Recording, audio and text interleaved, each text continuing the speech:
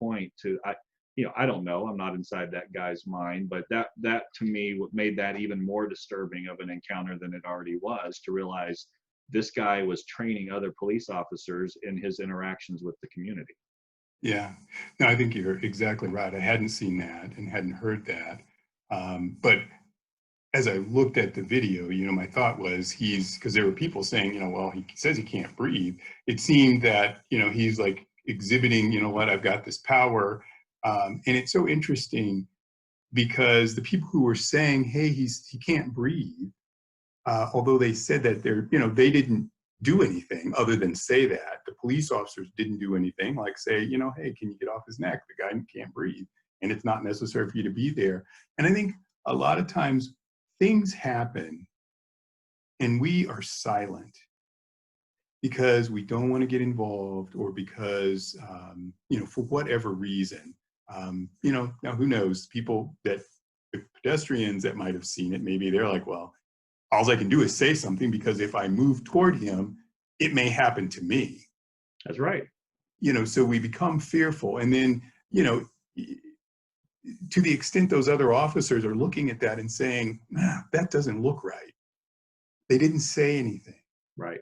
Did they not say anything because they agreed with it, or did they not say anything because they're afraid of a officer who, has more time in the force than them, and so who am I to question? But at the end of the day, perhaps if somebody would have done something, the officer might have gotten off of his neck. Who knows? One thing that I would encourage people to do, and I did this, it's been a while, and I'm thinking of doing it here in Denver, is to go and ride along with the police. And I did that in Kansas City several years ago through a chamber program that was there.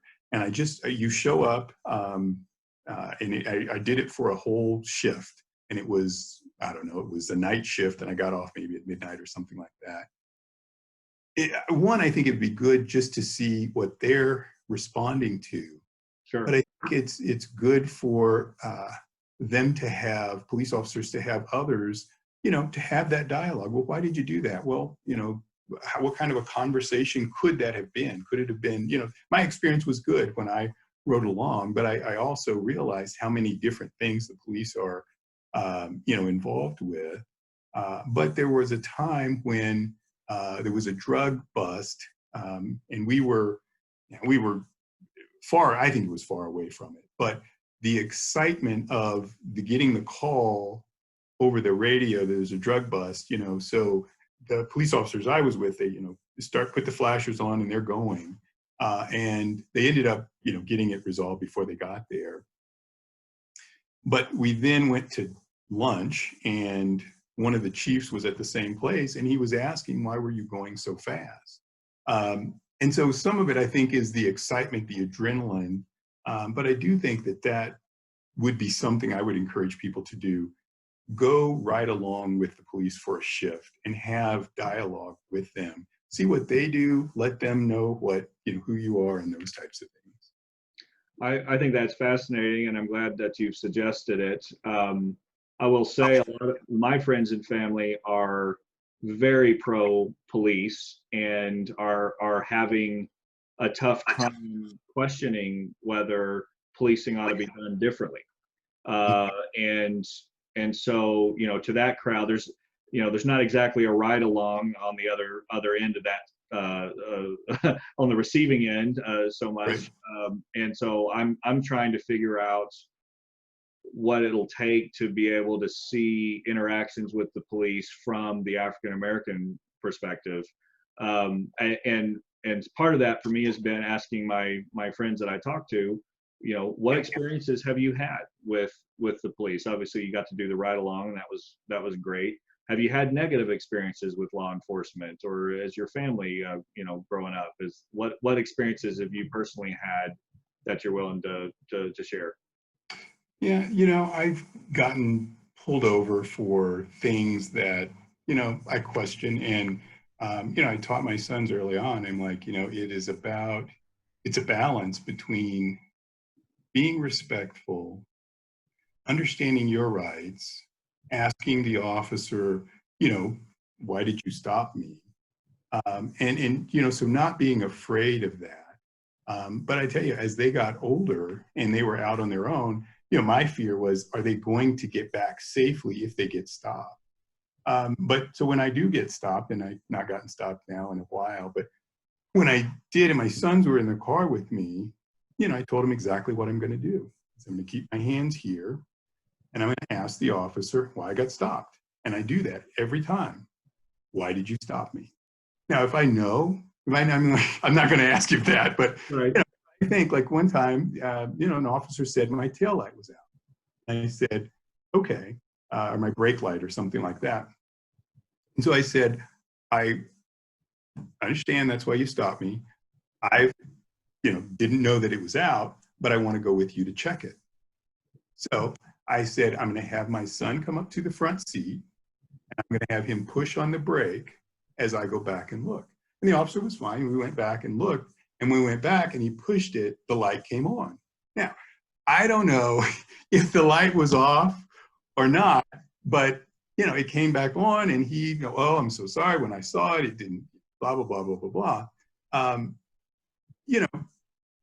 Some people would say, well, maybe that is, not the right thing to do. Perhaps you just sit there and say, well, officer, I'm sorry. I'll get it checked out. But I have always felt like have and should have a dialogue. As long as I'm respectful and the police officer is respectful, I should be able to have a dialogue with them, about why you stopped me. Do you think at all that that is the fruit of growing up in a more rural agrarian setting where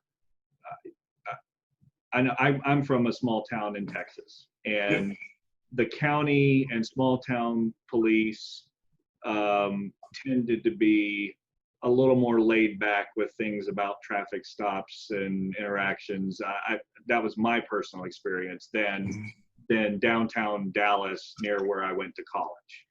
And I don't know did you have experiences like that where you just tended to see the local law enforcement out in the community more often to a degree where you felt more comfortable? Because what you said you did in that traffic stop is the kind of thing that a lot of my friends have said, I would never do that. I stay in the seat, I grab the steering wheel, I let them tell me what to do, and I don't do anything that's going to get me shot, basically. Right. So I'm just curious if you think that was born out of that time in your life. I would say no, because I didn't really have interactions with the police when I was younger. I think it's probably more when I got to law school and realized, what rights I actually do have. And I'm not being antagonistic. I'm sincerely, like when he said my light's out, I'm like, okay, well, I did, I've never seen it out. So I was really I was genuinely wanting to know. And I think some of it was me showing my sons how you can do this in a way that hopefully, will be, will end in a good way, where you can feel free to have a conversation and, with the officer and figure out what it is. But I would agree there'd be some type of situations where I probably, wouldn't have done that. But so I think it's kind of a combination of having gone to law school, understanding what rights I have, and then also wanting to show my sons, this is a way that I would deal with it. You've alternatively used the phrase Black and African American just in our time together so far, and I'm bringing this up because at my trial was going to be on race discrimination retaliation for protesting that in the workplace, and I had talked to some attorneys from across the country, including some from the Deep South, and they cautioned me actually against using the phrase African American without focus grouping it here locally to see whether that phrase is sort of more passe. They said it, for instance, in the Deep South, they've now found that African American carries more of a tinge of a throwback to slavery than the phrase Black does, than the word Black does. And I'm curious if you have if you've arrived at a place in thinking about that, what is the preference these days? What is your preference? How do you want to be introduced or referred to if that topic is for some reason on the table? Yeah, for me, it's not. I don't know that I can only speak for me as a person. I use Black, I use African American, Caucasian, white. I use them interchangeably. For me, it's just not. I guess I'm not thinking about it that much.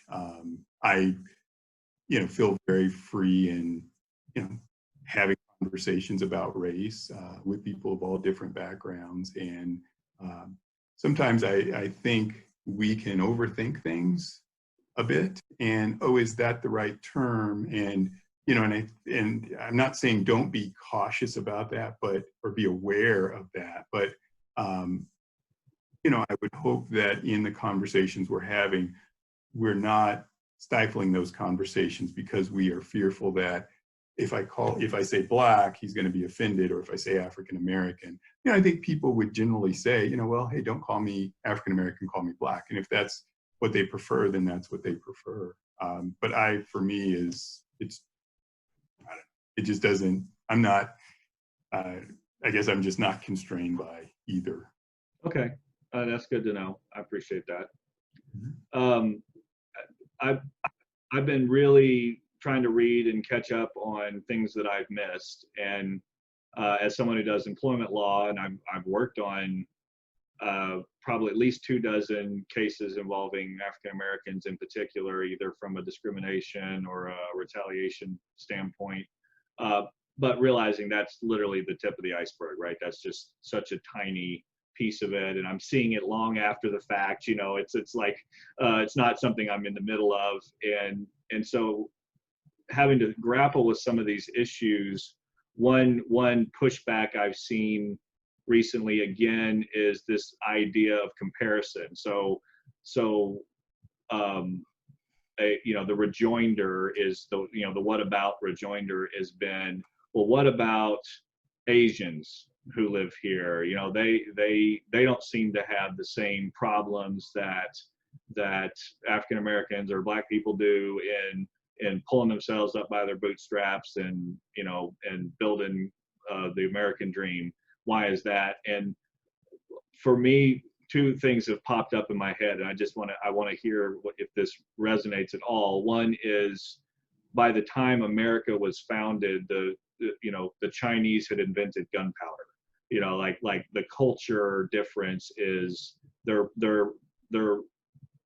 still living in a culture that is literally thousands of years old, and their impact on America is not enshrined in our founding documents. Like the whole 3/5 clause. I mean, slavery was already an institution at the time our country was formed, and it uniquely impacted the Black population in a way that it didn't impact Asians or any other race you want to throw into there to the same degree. And so I'm trying to come up with what is the answer to that question, and part of me thinks that's a piece of it.